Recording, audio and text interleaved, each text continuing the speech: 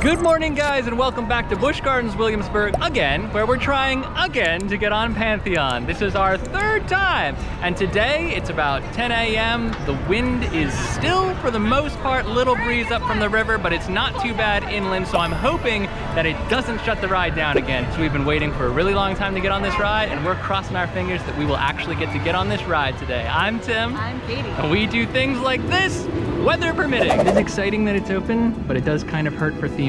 Yeah, they're like, they tried with like the stone tablets or whatever. They tried, but this is it. Can't believe we're finally on the platform. During your ride, remain seated, keeping your hands on the lap bar. With your arms 3 different tries to make it just this far. with your head.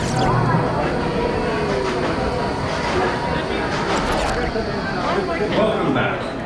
Once the ride comes to a complete stop, please lift up on your safety restraint and exit carefully to your right down the ramp. Harness the speed and strength of 5 Roman gods as you conquer Pantheon.